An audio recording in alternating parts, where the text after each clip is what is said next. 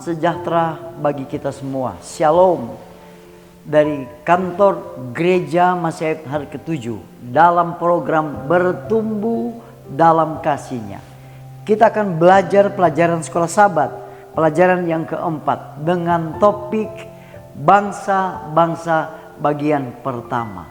Saudara-saudara, sebelum kita belajar rangkuman pelajaran sekolah Sabat, mari kita satu dalam doa.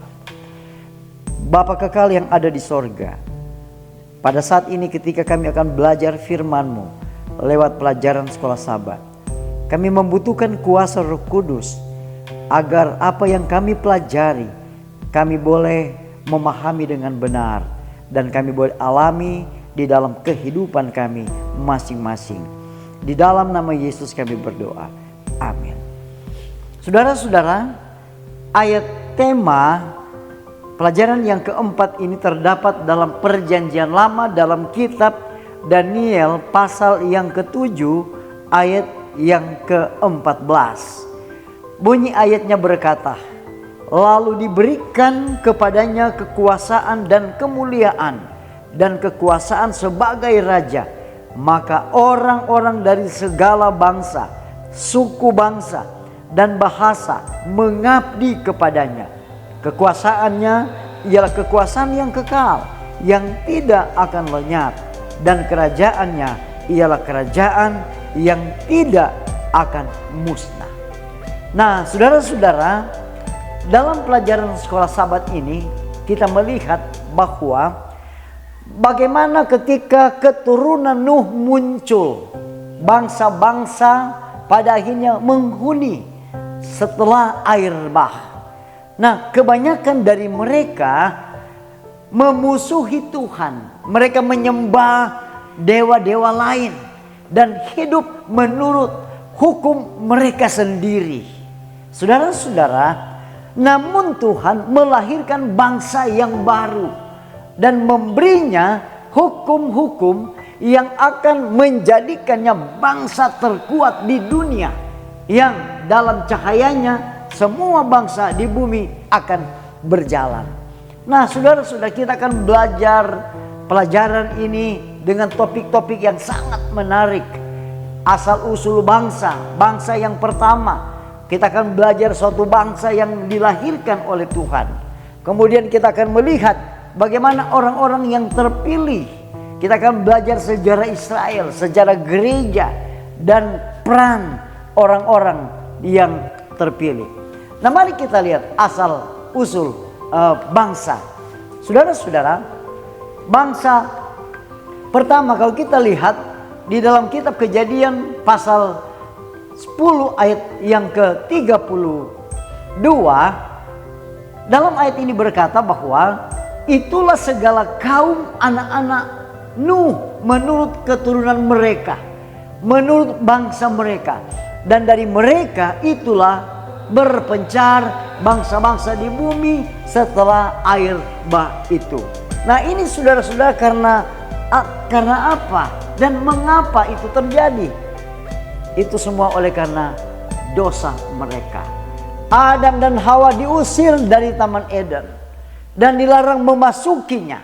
Mereka dan turunan mereka terus datang ke pintu masuk Eden, tetapi dijaga oleh para kerubim untuk mempersembahkan kurban kepada Tuhan. Dengan cara ini umat manusia untuk sementara waktu terus mengakui Tuhan sebagai penguasa yang tertinggi. Saudara-saudara, kalau kita melihat di mana ketika kejahatan yang merajalela, Tuhan memutuskan untuk menghancurkan bumi. Kita melihat bagaimana peristiwa air bah atau banjir. Ia juga menyingkirkan Taman Eden. Setelah banjir, orang-orang seperti Nimrod memutuskan untuk menciptakan negara mereka sendiri di luar Tuhan, yang diperintahkan oleh mereka sendiri. Kita bisa lihat dalam Kejadian, dalam kitab Kejadian. Nah, saudara-saudara, Nimrod dikatakan sebagai seorang pemburu raksasa di hadapan Tuhan Allah. Kita melihat bagaimana di antara kota-kota yang dibangunnya adalah Babel, dan Nineve. Dari nama muncul bangsa-bangsa, dinyatakan sebagai musuh umat Allah. Saudara-saudara, bangsa yang dilahirkan oleh Tuhan, kita melihat dalam Kejadian pasal 12 ayat yang kedua, apa yang dikatakan dalam ayat ini? Aku akan membuat engkau menjadi bangsa yang besar dan memberkati engkau, serta membuat namamu masyhur, dan engkau akan menjadi berkat. Kejadian pasal 12 ayat yang kedua. Saudara-saudara, Kejadian pasal 10 menggunakan kata, kita lihat ya, di sini adalah bagaimana merujuk kepada bangsa-bangsa. Kata yang sama ini digunakan untuk merujuk kepada orang-orang bukan Yahudi, yaitu mereka yang jauh dari Tuhan. Untuk memulihkan bangsa-bangsa itu, Allah memutuskan untuk melahirkan bangsa baru, Israel, melalui keturunan Abraham atau Abraham. Dalam Kejadian pasal yang kedua dan seterusnya. Kalau kita lihat saudara-saudara, mengapa memilih Abraham? Karena aku telah memilih dia supaya ia dapat memimpin anak-anaknya, keluarganya untuk hidup menurut jalan Tuhan. Dengan cara ini Allah dapat menunjukkan kepada dunia apa yang terjadi. Apa yang terjadi saudara-saudara, ketika kita membiarkan diri kita dipimpin oleh Tuhan. Ia memberi mereka standar-standar yang akan membuat bangsa-bangsa lain tercengang, sehingga mereka pun ingin berhubungan dengan Israel untuk menirunya, dan dengan demikian menerima berkat yang Allah ingin berikan kepada mereka. Saudara-saudara, kita melihat bahwa bagaimana orang-orang yang terpilih. Kita lihat sejarah Israel dalam 1 Samuel pasal 8 ayat yang kelima. Dan berkata kepadanya, engkau sudah tua dan anak-anakmu tidak hidup seperti engkau. Maka angkatlah sekarang seorang raja di atas kami untuk memerintah kami seperti pada segala bangsa-bangsa lain. Nah, saudara-saudara, sayangnya kita melihat di sini di mana bangsa yang pada akhirnya menjadi bangsa yang menjadi teladan oleh karena dipimpin langsung oleh Tuhan. Israel ingin menjadi seperti bangsa-bangsa lain. Dengan meminta seorang raja, mereka menolak Allah. Bahkan setelah diperingatkan mereka memiliki seorang raja, mereka tetap memberontak. Saudara-saudaraku yang kekasih, meskipun demikian, bahkan raja-raja terbaik pun mereka miliki kelemahan yang besar. Sebagian besar dari mereka dikatakan telah melakukan kejahatan. Bagaimanapun juga mereka adalah orang berdosa yang memerintah atas orang berdosa. Mereka adalah orang yang pada akhirnya dengan alasan itu, maka pada akhirnya pemerintah mereka itu sangat tidak stabil. Saudara-saudara, kita melihat dalam pelajaran ini sangat luar biasa bagaimana sejarah gereja. Kalau kita lihat dalam kitab Matius pasal 26, tidaklah demikian di antara kamu, barang siapa ingin menjadi besar di antara kamu, hendaklah ia menjadi pelayanmu. Saudara-saudara, kita melihat bagaimana ketika orang-orang terpilih ini mereka melakukan pekerjaan Tuhan. Bagaimana Israel dapat menjadi terang bagi bangsa-bangsa.